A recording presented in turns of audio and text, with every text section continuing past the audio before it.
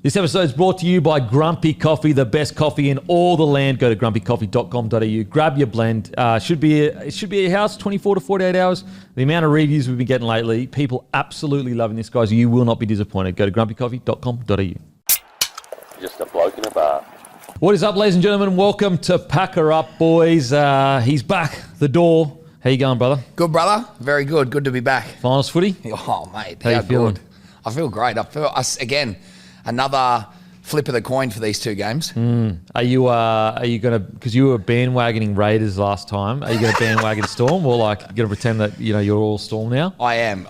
This is my opinion. If Sharks and the Broncos have their best game, they can win. Okay. That's where I'm at. All right. Storm, fresh, Amy Park, tough night. Tough. Fucking for anyone. Tough. Anyone. And again, if you want to go one layer deeper, we need a monster from Hines and Walsh. Yeah, absolutely. That's Matty, where how you I'm going, at. bro? I'm good. I reckon this game's tonight's flown under the radar heavily because of everyone's kind of expecting Sunday to be one of the best games of all time, and it could be, but like we got a prelim tonight, Sharks versus Storm. I'm so keen. I have a feeling. Sharks might win. A lot of people are. No, I think Storm win and win well. It's also Sharks Storm is now a rivalry. Yeah, it is. Weirdly, I know they're not. It's not like they're from the same area or anything like that. But there's been some crazy games over the years. 2016 grand final. Yeah, they used to have their New South Wales Cup team used to be combined for a while. Back in like 14. They had so the Sharks New South Wales Cup team would play in like a Sharks jersey and they'd have like a purple strip on them. Sorry, Sharks fans. I've been glazing the Sharkies all year long. And unfortunately, I'm just going to have to stop glazing. I think the Storm come out and have they did beat them when they had all their players. At Shark Park. But they've played since then and they got done. They got done by the Storm. So I reckon that was the Storm's last fully 80-minute performance. That was gay. That was when that was when Eli Katoa just tore them apart. One of the best individual performances of any player of this whole season. God, he's good. Crazy, so freaking good. Tell you what else is good. We got this internet installed. We used to not be able to get internet here. Like Matty would literally have to run home to upload everything. So you're looking at like, if we finished at 2, it's not getting uploaded till like 6 o'clock at night. Then we finally got internet, but it was so bad, like cut in and out all the time. Terrible. It would take us like an hour minimum to upload to YouTube. Then Lontel came along, hooked us up with really good internet, and it took like 20, 25 minutes. Lontel have gone an even step further and hooked us up with, I think, it might be the fastest internet. I didn't even know internet could be this fast. Something that used to take us hours literally took 3 minutes the other day, bro. Shut up. 3 minutes, bro. Like, I cannot believe, like, I'm so stoked. You must have revved it. Oh, cranked it. Absolutely. Cranked it. Absolutely, mate. Cranked it. Bro, I'm just so stoked. Like, Lontel is, the amount of messages I've gotten from people that already use Lontel and like, bro, it is the best internet product I've ever used. Best customer service. Guys, make sure to use it. Go to lontel.net.au/blog. I can't express enough how friggin' good it is. It is friggin' unbelievable. And that's all thanks to NBN Co as well. As I said, guys, there's actually 150,000 houses currently that can be upgraded to, I'm pretty sure, fibre. So go to the NBN Co website and check if you're available to that because it's free. It used to cost like 30 grand. Now it's free. But yeah, trust me, guys. Lontel, massive thank you for the upgrade. I'm seeing an ad where you're running now and then it goes to like a young peak of his power state champion Denon. Oh, okay. Just the speed comparison. Well, funny, I did. You don't have any video footage from back in the day, do you? Just hiding around? Maybe. Yeah, I'm pretty sure you do. Funny, I did. I did like speak about doing some content where the content was sponsored by Lontel, and I trained with a sprint trainer, and I'm trying to break 12 seconds or some shit like that. And you vlogged the whole thing, brought to you by Lontel, trying to make me the fastest I can be. But that's a lot of commitment. So. A lot of commitment. Oh, so you haven't done it? Nah. You reckon you still got a 12 second in you, do you reckon? Oh, I don't know. I'm 38. You willing to tear a hammy for it? This wouldn't be something that happened though. Like this would be a 3 to 6 month training program. This wouldn't be, mate, I'd have to get my body full in shape. I'll back you to break the 12. Break the 12? Yeah, I'll back you. Yeah. Especially with a bit of training. I'd need at least 3 to 6 months because I'd have to get full back in shape again, full loosen the body up again. Like, I like it. But yeah, I was going to do that, and it was going to be brought to you by Lontel. I think it'd be funny as, and it'd be sick content. It'd be great content. Don't forget, Aussie Footy Shorts are now available too. Go to the website, grab the Aussie Footy Shorts, and also like and subscribe. But yeah, let's just talk about the game today. Like, the Sharks haven't shown this. They haven't shown this year at all. They've actually been really composed, really confident. The only worry I have is like they just get down there and get rattled, because the last prelim they were in, no one gave them a chance. They're heading into a prelim where, although the odds aren't in their favour, there's a lot of people going, I reckon they can win. That's a lot of pressure for a team that hasn't, been in this position before, A lot of pressure. And it does come down to, even if you look at the significance of Nico Hines in the last game, mainly with his try assist and his involvement, I think the Knights are a contrast difference to when we were talking about them earlier in the season. They have kind of figured out who they are. They have got their roles. They're playing pretty consistent, but Storm at home, coming off a break, I just don't see them letting it go. The Hughes situation is so interesting. It's a broken arm. What was it, 2 weeks ago? Yeah, a lot of people have asked me about this, Kempy, just tell us, would they play him? What do they like? Who would make the decision? At the end of the day, that round table, they're considering all things. In my opinion, physio would have to say, even though there'd be pressure from Belzer, everyone would have to say, yes, we believe that he's going to get through the game and he can not going to do more damage. Yeah. I reckon it comes down to, can he damage his arm long term? Because I think that they've asked themselves a question. Is it better for us to try and have Hughes play with the potential of having one less interchange because Wishart goes in? Or is it better for us to not have Hughes and we have one extra interchange? We've seen Bellamy not use interchanges in big games before. So I reckon they've gone, it's easily worth the risk of trying to see if Hughes can play because we've got Wishart who would have been there anyway. And also, if he does play, Wishart can just rotate like he normally does. So it's just a win-win for them. As long as he can't damage it again anymore. I guess the problem is, though, with Hughes in compared to Wishart, they're a different breed. But in regards to pressure to play, I will say, and I'm further away from it now, but there is a lot of pressure to play. It's not out and out said, but it's kind of if you can walk, you can play. There is a lot of pressure to play. Oh yeah, I get you. Yeah, 100%. Mate, it's not because a lot of people go, just listen to the athlete. No. That ain't happening. That's because the tough thing about league is they're trying to push you beyond your limits. They're trying to push you, and you need. It's like anything. When you train by yourself, you will never train as hard as when someone's riding you. And it's like footy. You'll never push yourself past your limits unless you've got someone riding you. So it's this weird balance for coaches to push you past your limits, but also know when to pull you back as well. So what do you reckon, Matty? Did you see, I saw on NRL Physio, he's going to wear the phone book, the big cast that Shane Webke and Mal Meninga made famous. So that'll be interesting. But yeah, look, I think I actually didn't think about that the pressure to play. That didn't even cross my mind, but it's a great point. I do think it's a no-brainer though from all parties. There's a slight risk that he gets injured and he can't play next week. But what if they lose without him? That'd be much worse than him not playing a grand final. And also, yes, Penrith look great now, but who knows what happens to Penrith Broncos? This is a year to win it. This is a year to win it. Penrith, yes, they looked really good against the Dogs. You could argue the Dogs have fallen completely off a cliff. If you just look at the Dogs' last 7, can you get their last 7 games up? Yep. It's like 5 losses, 2 wins. It's really bad. Yeah, one of the wins was against reserve grade. A reserve grade. So take that out. You're looking at essentially a bottom 8 side. Not even a top 8 side. You're looking at a bottom 8 side. Yeah. And so there is the argument, was that a bit of smoke and mirrors? And also it's a Bulldog side missing Critter. It's a Bulldog side missing a few other players as well. What do you got there? I don't think it's a reflection of where they're at all. I agree. So lost to Penrith, lost to Melbourne, lost to the Sharks, beat Penrith, but it was reserve grade, lost to Melbourne, got pumped by Roosters, and then, beat Warriors. So that's one win out of... beat the Warriors and then lost to the Tigers. So you're right, it's one win. So, it's 2 from 8. They're 2 from 8 heading into the finals. And so I tend to believe the Panthers are still the real deal. But it is an interesting, was that smoke and mirrors? Were they really playing a bottom 8 side and that's why they towed them up? Because their last game, the last in-season game they got beaten by the Tigers. Or is that? Oh, sorry. Did you go back the other way? That was from last week. Yeah. Okay. But they did lose to the Tigers 2 months ago.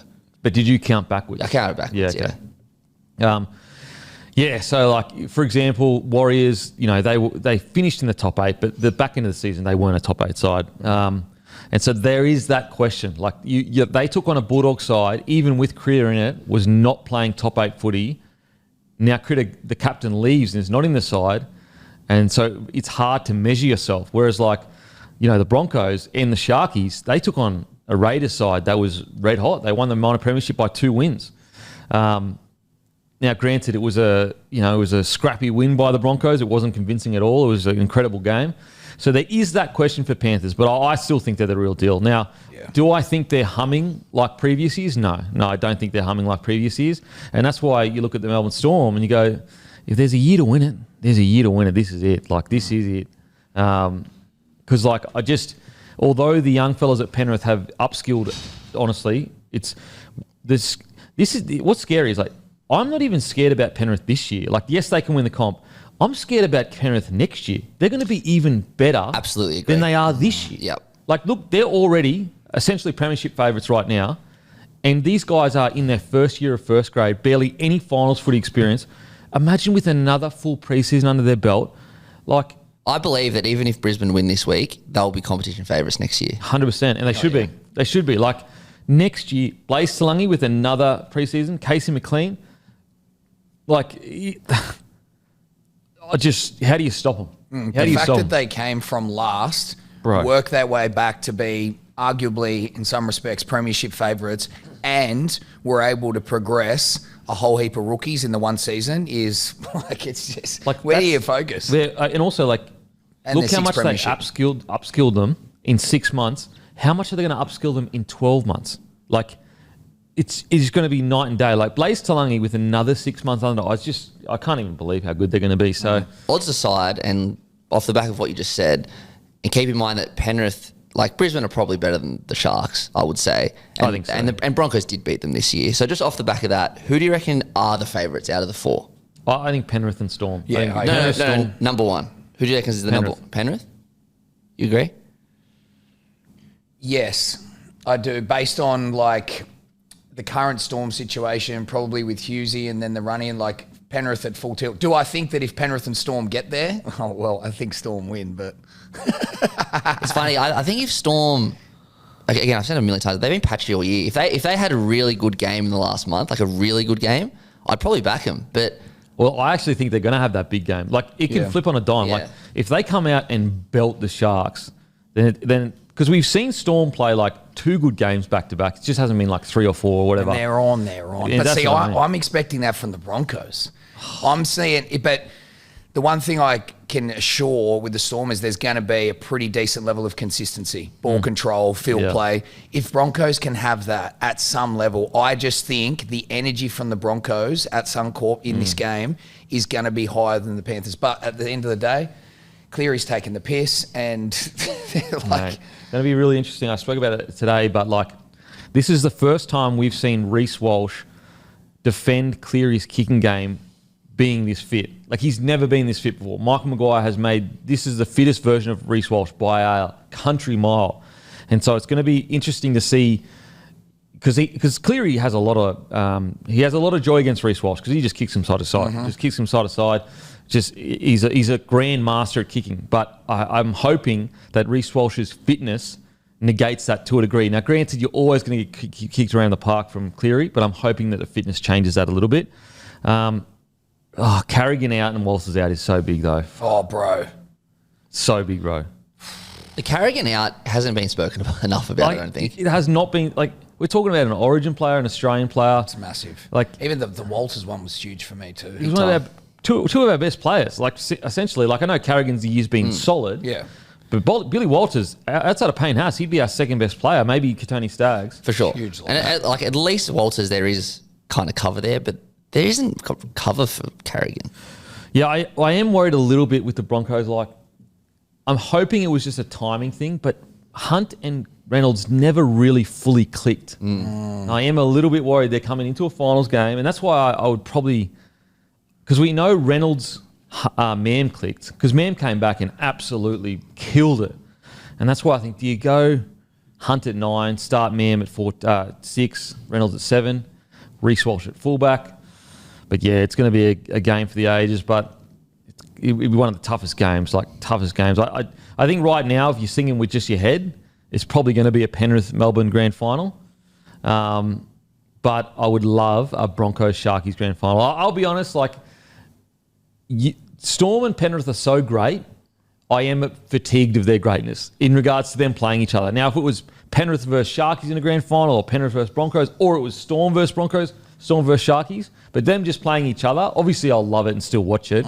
But I just, I would love to see someone else come in the grand final. And I know what you mean. Even if it's not Broncos, like a Bulldogs Warriors or whatever, I want the Sharks, obviously. I'm always going for an underdog. But even if they do have a really courageous win today, if they come up against Penrith, yeah, it's not going to be. It's not going to be nice. Yeah.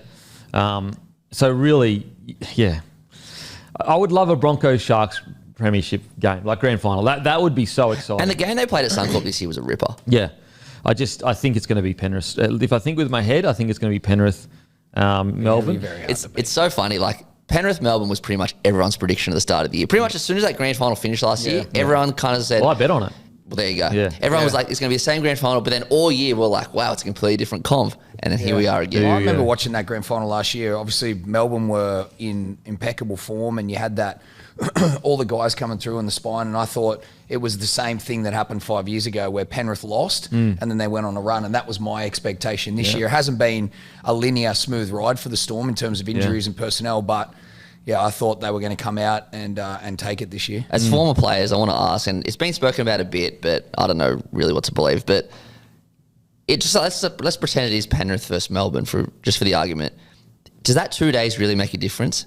The Storm get like Storm playing tonight. It does. It does. Yeah. To suggest that after a full season of footy, an extra 48 hours, 48 hours of recovery. I mean, you can speak better on this. Is like life-saving shit. Yeah. Like, you can speak on it. Yeah, well, again, you're talking about playing and then having the whole weekend off in preparation for a grand final. I think it's significant. I think it has a huge impact. And I actually think that it's unfair. I think 1 day is fair because it's the way it should be, but I think they should move it to Saturday to make it fair. I didn't even think about it, to be honest. Yeah. But now you say it. Mate, it's a lot. Two whole days. I think the significance increases when you look at, well, what are the games prior to the fact? We're talking about 2 semi-finals. These are going to be hard games. These aren't your normal games. So to compound it with that. And then it's grand final week, so you're up on your feet. The boys are feet up on the weekend watching the game on the Sunday. But then leading into the grand final, it's grand final week, so the media is crazy. Yep. Your energies are just going to be totally spent. So they definitely need to change it. It's not fair. 9 compared to 7 days is definitely not fair. If Broncos win... Not in the lead into a grand final. Not into a grand... If Broncos win on a Sunday, it's going to be one of the hardest victories of their frigging careers as a club. They'll be so battered and bruised. And so, yeah. Well, that goes back to that original point. If there is a world where one of those clubs, Storm, Penrith, make it, I think the opposing club having to just overcome that, they really... I mean, they don't have much of a chance. Yeah. Geez, that's a hard ask. You're going to knock over one of them teams and then knock over the other one of those teams? Bro. And then also, it's if it's a Raiders Broncos style game, Penrith Broncos, they'll be absolutely wrecked in that short amount of time. I will say, and I spoke about this a bit ago because you asked the question before, internally, it will not be discussed. It absolutely will not be discussed. It won't be a big deal. Matter of fact, if you did discuss it, you'd be getting fucking hammered. You weak cunt. I think it'll be framed up do not mention it. Yeah. We've done this plenty of times before, guys. We had 7-day turnarounds before. Here's where we beat, the Storm on a 7-day turnaround before. During the year, we're always happy with a 7-day turnaround. So why would we not be happy here? So, but they got to change it. Do you address it though? Do you just leave it so. unspoken, or do you actually plant the seed and just get everyone on board? No, I don't think you address it because I don't think the players will be thinking about it that much, I think... Yeah, you're in a grand final. Yeah, you're in a grand final. You're not going to be sitting there going, oh, damn, we didn't get an extra 2 days. You're fucking flying. So you'd rather Saturday, Sunday instead of Friday, Saturday? Yeah, I think it's way fairer. Saturday, Sunday, or, I just like Sunday over footy. Yeah, if it's not that, it's Friday, Saturday, but I like Sunday over footy. Yeah. So look, crazy games, man. I just cannot wait. I cannot, one win away from a grand final, bro. 80 minutes. I just keep thinking back to the Queensland's performance in Game 3 and be like, can we just have one of them? Can the Broncos just have one of them? Like, Madge, can you just get the boys to have one of the all-time performances? That will go down in history as probably the greatest ever performance by a team. And you know what? I thought about this the other day about Madge. There was a time where during the season we were talking about the Broncos, and it definitely wasn't this sort of conversation. But I'm stoked for Madge as well to be at this point with the team. First year prelim, so good, bro, and he deserves it. I like it, mate. It just shows you, I'll be totally transparent. When he was at the Tigers, I was too old school. I don't agree with his methods. I was quite critical of him, but clearly he was doing well and doing the best with what he could at the Tigers. He arrives to a big club with a lot of talent, gets him into a prelim after a game that's one of the greatest final games of all time. He is a gun coach, absolute gun coach. And it just shows you, you can be a great coach, but if you don't have a good administration around, if you don't have a good club around you, it's what makes Melbourne Storm so great. They've got the GOAT administration, the GOAT football manager, the GOAT recruitment. It all comes together, It's consistent. Yeah. But, you did say, sorry, man, you did say when we were having the chat around him getting to New South Wales, you did say, we don't know what could have happened in that time off. He could have developed. He could have, got in with the game. So, and the New South Wales appointment and his success there was a great reflection of that. So, I think he has adapted. I think he has evolved from the Madge that we might have known and the series of events that he went through with South to get them to the premiership and then burn out. But I'm just stoked for him to be in this position. I will say this. The idea that he didn't used to be too harsh is nonsense. He used to be one of the harshest coaches in NRL. Now, it worked. It got a premiership for the South Sydney Rabbitohs. But this idea that, I don't know where that's coming from, bro. It's bruh, as players, we chat. It was there for a reason and it worked. Yeah, but that's unanimous. Also there's not a single player that would be nah, he wasn't that crazy. But I just think he's developed. I think we always give players grace to get better. We never give coaches grace to get better. Ivan Cleary, look how he's one of the GOATs now. He was considered a mid-range coach before. Now he's one of the GOATs. I was listening to Terrell May's interview with Benji that he dropped the other day, which was so good. Yeah, and Benji was just he was pretty much listing some of the mistakes that he's made this year. He's rookie. He's a rookie coach as well. Yeah. I was going to say before, people forget as well. Madge came to South in 2012. They made the finals once since 1989, so however long that is. And that one time they made the finals, they got knocked out in week 1 because they came 8th, right, or 7th. He took him to a prelim in their first year. So he did the same thing. Yeah. He went prelim comp. That's actually doesn't get spoken about enough. That's actually insane. Yeah. And respectfully, when we used to play the Rabbitohs, it was the one game we knew we'd pump an NRL team. That's how we were there was a period there. Genuinely, we'd be we could play at 70% and we'll still pump this team. I watched that first prelim. They knocked us out. The South knocked us out, Raiders, in 2012. I do, yeah. They had a good team. Andrew Everingham had a good game. Yeah, he did too. Not on my side. That's crazy. Prelim first year after the team's only made finals once in 20 years or something. That is wild. It shows you what he's working with at the Tigers. Fuck. It must have been a basket case, an absolute schmozzle. And he won a comp with Wigan before that as well. I'd love to know, or not love to know, it would be interesting if in 5 years, let's say he has won a comp with Brisbane. Where does he kind of rank? Well, the thing I was just going to say, what I'm excited for is Madge has the most resources of any club in the NRL.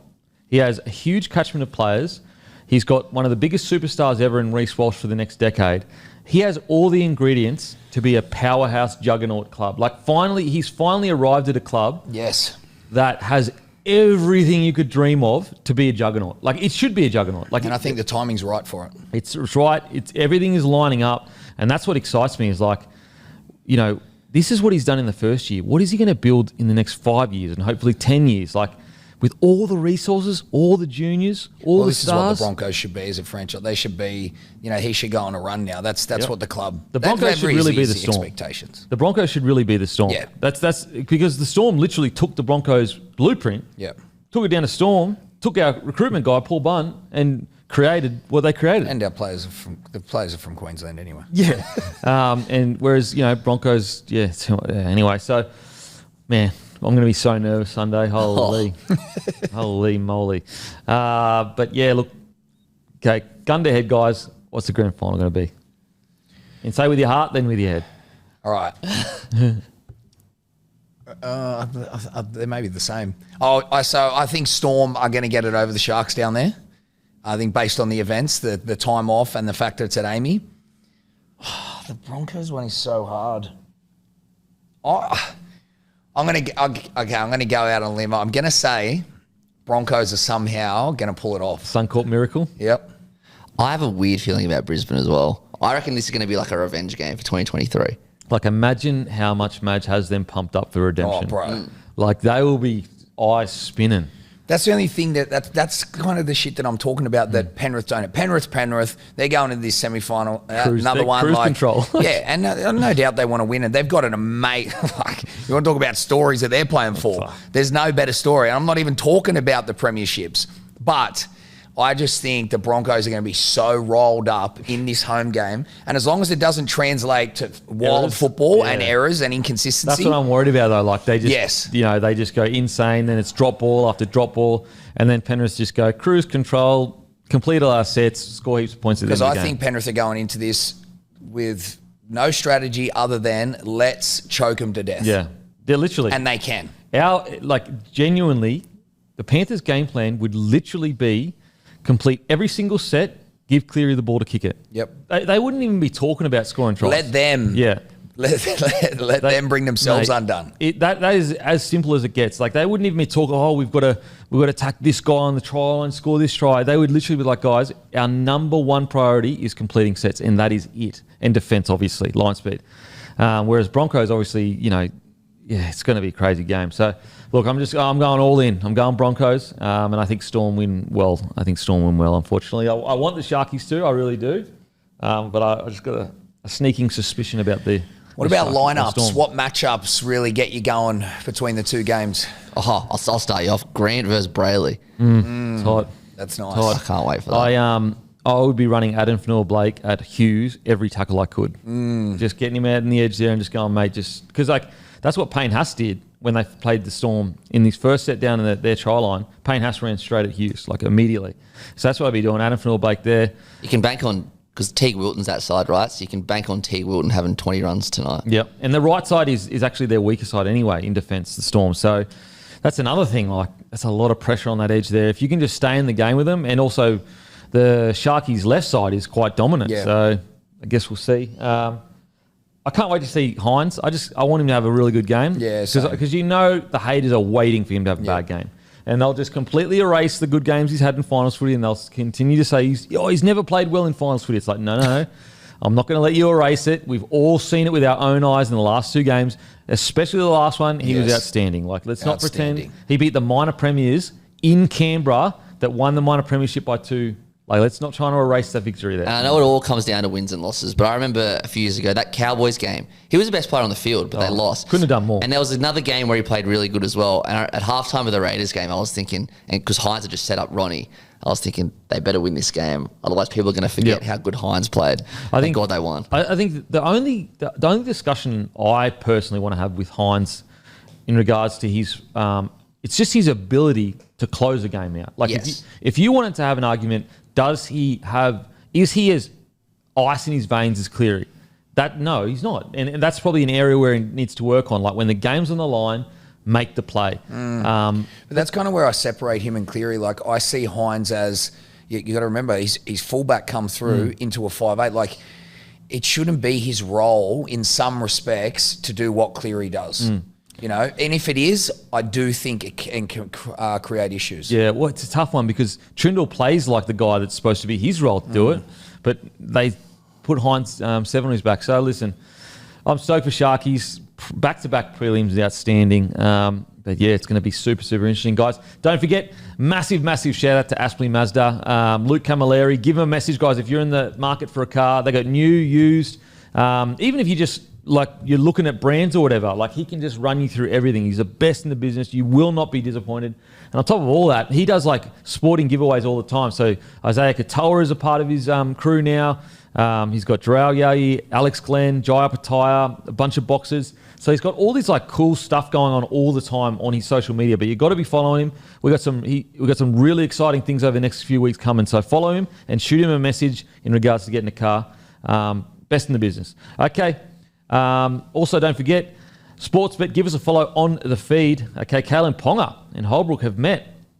Even though Kalyn Ponga put a post out saying he's committed, there's chat that he's not certain to be there in the short term. Riccio said on NL360, he's Ponga, making all the indications that all is rosy and that he'll be there next year. He's starting preseason training. He was at training when Justin went up to Newey last week.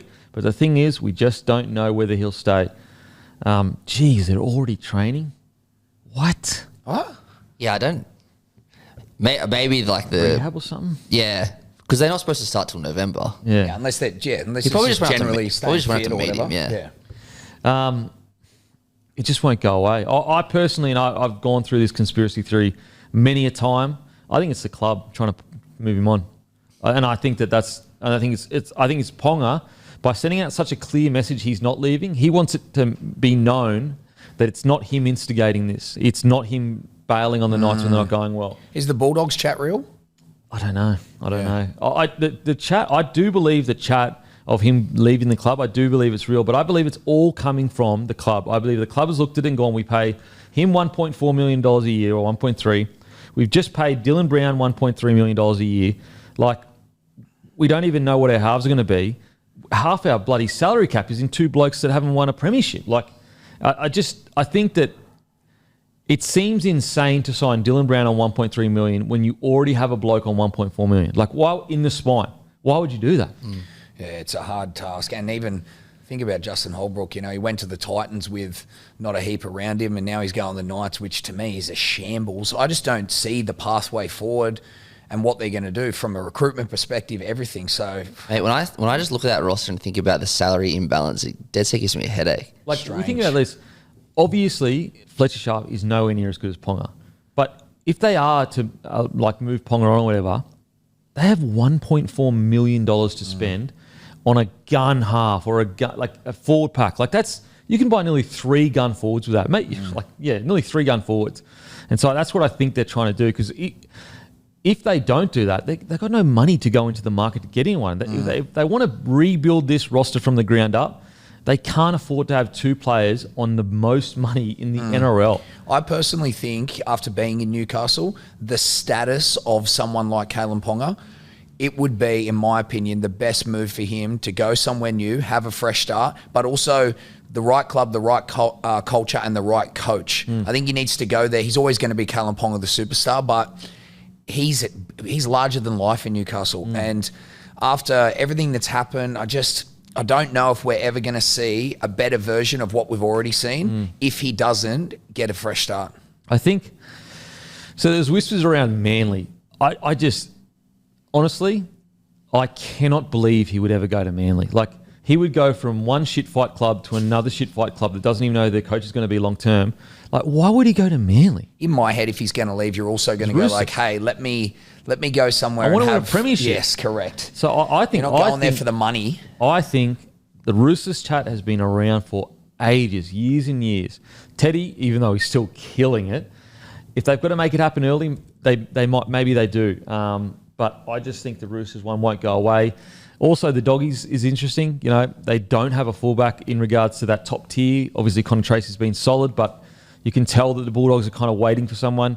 I think that would be appealing to him, to be honest. That would be appealing, because you could also be like, I was a part of getting us to the premiership. Like, whereas you go to the Roosters, it's like already a stacked side. That spine with KP in it, Critter on one centre, Burton on the other, Woods and Galvin, all of a sudden you go, okay, that's a real deal. So I reckon Bulldogs and Roosters, the only 2 teams I'd probably consider if I was Kalyn Ponga. Outside of that, I'd go to Europe and play Union. Is Turbo stayed? Well, no, he hasn't signed yet. Gotcha. They're confident they can get it done.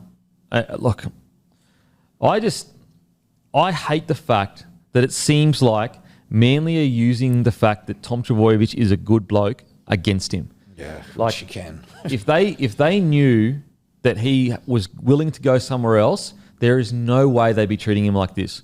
And I just think that, enough's enough. Like, stop letting them abuse you because you're a good bloke. They're the ones they did the bad shit to you. You didn't do anything wrong, but you're just gonna keep letting them treat you like that. You deserve better than that. And like, I know he said that I'll never play for anyone else, but it's changed. Like, you got treated like, imagine agreeing to terms and it's all done, shake hands, all done, and they rock up with the contract. They don't even tell you. They hand you the contract and it's different.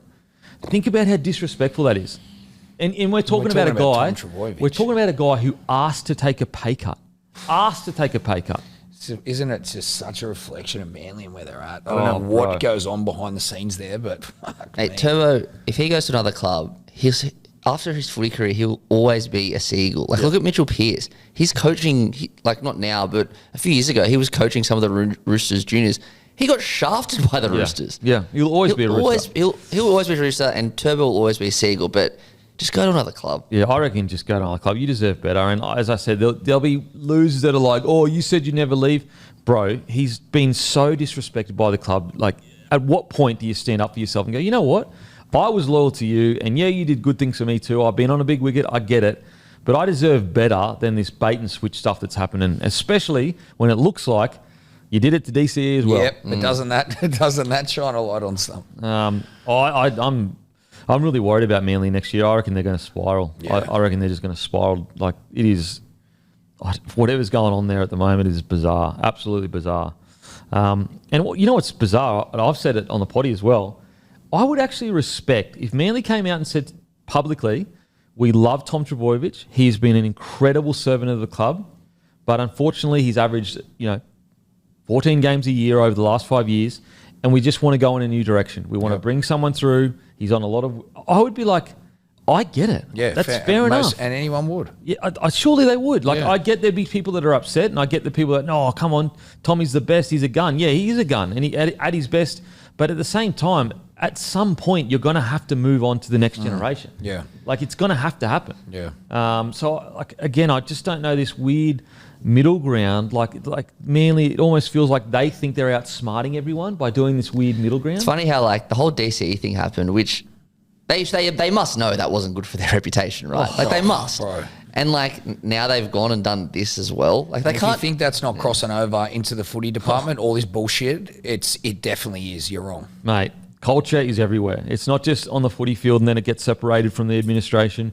If you've got a terrible administration culture, it will leak down into the playing group and vice versa. 100%. Yeah, so I guess we'll see what happens. But yeah, KP, I would like to see him go to the Doggies. Like the fans, I'd like that. The fans would absolutely embrace him. 100%. Serraldo, one of the smartest coaches in the league. Imagine him getting him good ball and creating sets around KP. Well, also potentially picking up Adam O'Brien. What does that do? Yeah, interesting. Yeah, I mean, he's either going to Manly or Dogs at the moment. Yeah, it'd be interesting to see if that influences. Well, that yeah, decision. I'd love to know what their relationship's like, KP and Adam O'Brien. But yeah, super, super interesting. Hugh's locked in. We've already spoken about that. Don't forget, guys, Menulog. Do you want a chance to win a trip to Las Vegas next year for the season opener? Make an order on Menulog, play the game they have, and you automatically go in the draw. You got to be in it to win it. Literally takes like a few minutes, and all you got to do is play it, and you go in the draw. And also, a brand new deal on Code Sports, guys. There'll be a new link in the description. If you type in the code FINALS, FINALS, then Code Sports is giving you a subscription for just $1 for the first 3 months. $1. That's outrageous, guys. There's no better time to join. We are back in the thick of finals. Ashes are just around the corner. The link will be in the show notes. And this deal will not be around so make sure to use it before it goes, guys. George Williams, the Dolphins have reportedly signed George Williams on a 2-year deal from 2027 onwards. He'll be 32 at the start of preseason 2027. Like, I really like George Williams as a bloke. Seems like a lovely bloke. I also... solid player. I don't get this at all. This makes no sense to me. I just don't understand it. Like, he's 32. Like, is he going to come as a backup player? Is that what he's getting signed for? Is he going to come all that way to become a backup player? Like, surely there is a young six coming through at the club that in 2 years' time will be ready to go with Katoa. Yeah, the gap does make it a little stranger. If it's coming for next year, bit of a different ball game. Yeah, would you change your opinion if it was for next year? No, I don't get it. Like, I just think there's been other people on the market that could go with Isaiah Katoa that, unless it's for a backup, because Sean O'Sullivan was at the Redcliffe Hay. Yeah. So if it's a backup because they've now lost him to the Dogs. Dogs, yeah. And so they're like, we want an older head, then that makes sense. Because, like, Williams is more of a, like, he plays 7, I'm pretty sure. Even though I actually see him more as a 6, but he plays 7. So it's like, I can see it as a backup 7, but as a starting 13, I just don't see it. I don't see it. Maybe he like knows, okay, it's going to be a tough road to get my position, but being 32 and living on the sunny coast could get worse. isn't too bad. It's Redcliffe. It's about 45 minutes south of Sunny Coast. My Queensland geography That's is not good. I'm terrible in South Wales. So look, Yeah. I will say Christian Wolf, I think, did he coach over in the Super League? He did, didn't he? Yeah. Yeah, he won with St. Helens. Yeah. So he probably has a relationship from that with George Williams. I think, like, surely that's where the connection comes up with the two. Alrighty, Algo check, boys. What's the Algo looking like? Come on.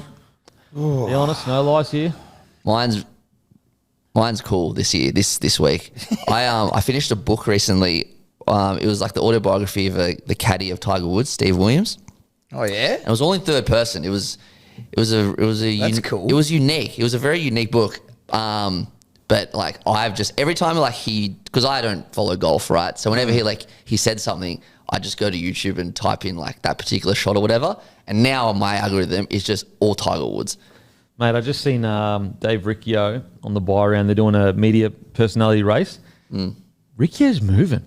So really? The bet is if he beats Tommy Birmingham, Tom Birmingham will get a tattoo of Dave Riccio on his ass. Ooh.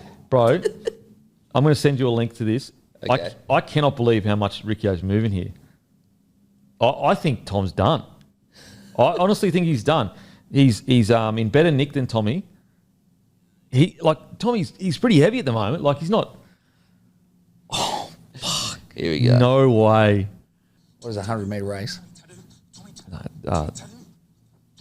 Oh no. He's moving well, eh? Oh no, Tommy. Holy shit. Holy shit. I don't see Tommy running faster than that. You know what I'm saying? Holy. Bro. I'll put this in the video, but go to the bar and have a look. I'll text it to you, Sandor. Yeah, mad. Bro, get those. Bro, you better start spreading those cheeks, Tommy, because they're getting tattooed. Holy shit. Imagine getting done by Riccio and then getting a tattoo. A journo just toweling you up. And like, Wow, all yeah. because he just talks some shit on a video. But Tom talks shit first. That's what I mean. That's cool because Tom talks shit. Holy shit. This could be a race that stops the nation. Oh, wow. I tell you what, the funniest thing about it is But he's moving. He's moving. he is moving. The bet was so unprompted. Like he just He just did said it. Yeah. Bro, The old high knee ladder drill. yeah, but he was moving after that. Okay. I reckon Chamis is a bit of an underdog too. He looks like a little soccer player. Yeah. Little soccer player getting around the joint. But I'm worried for Tommy here. Who's in the race? It's James Graham. Josh Mansour is is in it. So It's staggered. It's handicapped. Oh, gotcha. Yeah. Okay, that makes and it's just like sense. media personalities podcast, isn't it? Yeah, mad. Wow, that's hilarious. Oh man, that's so funny. Please, Riccio win. Please win. Could you imagine how nervous Tom is going to be? Like, What's the tattoo? Have they decided? Probably of his face. But like he's already got to worry about like blowing an Achilles. Yeah. Like he's got plenty of stuff to worry about. Yeah, ham he goes. And now he's got a tattoo of Dave Riccio's face. Oh man. Bro, it's forever on your ass. And he tossed it up. He threw it out up. of nowhere, bro. He was offended that he was on the same handicap. Oh, so he's on the same odds. Yeah. As Riccio. So he was like, bro, there's no way Riccio's beating me. Matter of fact, if he beats me, I'll get his name tattooed on my ass. Or it was his name or whatever. I Name or think his face, whatever. or something. Yeah. I love it. I almost like don't want him to do it because I'm like, bruh, that's another dude. That's another dude's name on your ass. It's so far. It's like it's such. Yeah. Oh, it's tough. What would you rather, the name or the face?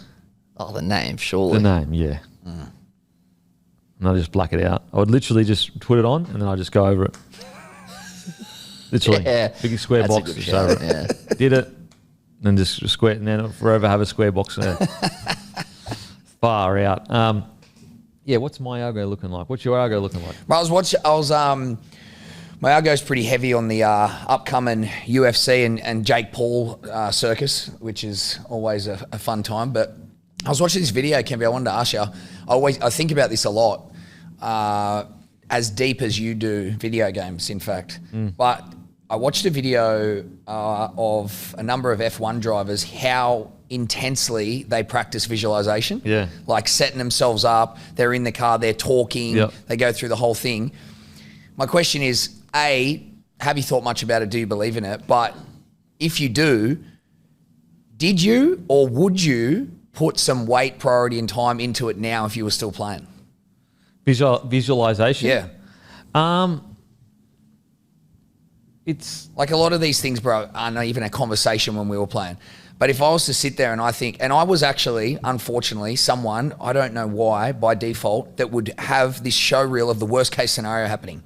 Yeah, I see. I would just always imagine like scoring and the crowd going crazy and like that big moment. I think about the negative stuff too, but visualization, I think I would visualize myself catching the ball, like safe, like I do stuff like that. Yeah, I would visualize quite a bit, but not to the extent where I was like closing my eyes and like, because the races, they visualize, but they know the whole track. Yeah, they do. In their head. So when you see them going like that, they're actually turning like, sharp left, sharp right, straight ahead for 100 meters, sharp right, like. But the concept, there's something like cool about the concept and theory of like putting yourself in the exact same situation, and then when you're there, like you've played this through your head, and whether it's conscious or subconscious, I think it would be so powerful. And I was watching that and I was like, fuck, I would love to have implemented that when I was playing, because I think it's underrated. Yeah, and when you get older, you look back and you're like, bro. Oh. I wonder what that thought will be like in another 15 years. Yeah, it'd be the same. Like, it'd be even more, because like they're just so much more educated than us. Like they know so much, and also, the coaches, the staff, everything train them better. Like, they have higher standards and keep you on the straight and narrow. It's just crazy how different. In regards to mine, listen, it's actually quite a lot of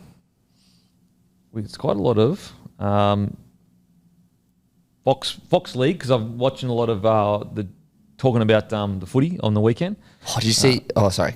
You go. No, you go. Did you see a thing they posted this morning, or maybe it was? Remember in 2023 where Ezra Mam scored his second try, and there was that front-on footage of Reece Walsh stepping Slow-mo? Cleary, the slow-mo. Yeah. It came up again this morning. So hot. Oh man, Unbelievable. I put it on my story. Reece Walsh's ability to catch the ball in the air and step as he lands, like literally, usually you have to land, take a couple steps, then step. He literally steps when he lands. His foot, like, how fucking good your knees have to be to do that shit? Benji Marshall shit. Crazy. Yeah, right? sorry, the NRL posted it, but still, so good. Crazy. And also, Ghost of Yotai.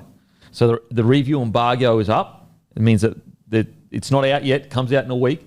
And all the reviews have come out, and I can't wait to play. That's next week. When it comes out, I'm so keen. I'm absolutely frothing. Matty, what's the weight difference between Jake Paul and Tank Davidson? Because Jake Paul's, I think he has to go into the fight 195 pounds. So what would Tank be, Kempi, you reckon? Isn't he 135? Oh, that's crazy. Do you reckon you could beat a professional boxer that's 60 pounds less than you? Nah, he just get me tired. He just move around the ring. But are you trained? If I trained, like, it's just the debate of, obviously Tank's a better boxer, but is it just too much? Not a world class one, because they'd just be slipping everything. Like, they just see everything coming. Be running around throwing. Yeah, you'd just be like, your footwork would be all shit. You'd be standing over it, like your front foot, like, yeah, not a world class one, but like a decent one that's much smaller, and we trained it over. Yeah, I could do that, maybe, but not a world class one. Like, I still think, the thing with Jake Paul is like, don't get me wrong, he's definitely not world class, not even close to it. But he's not like terrible either. And he has a big right hand. Surely Javonte doesn't embarrass himself, but I've got to be honest, like Javonte does seem like the kind of guy if you said, mate, I'll give you 80 mil just to fucking... I don't know. And it's a win-win. Okay, you lose, and it's like... But I just can't see him agreeing to be knocked out by Jake Paul. Like, come on, bruh. Yeah, surely Leave not. the country. Surely not. Wow. He's 30 kilos heavier. That's a lot, bro. 30 kilos. That's a lot. What? Another thing I've been coming up on my feed is, have you all seen Shutter Island? No. Oh, fuck. Yeah, I have. One of the greatest... Long time ago, eh? Bro. Yeah. One of the greatest ending twists you'll ever see in a movie. Actually insane, bro. Actually insane.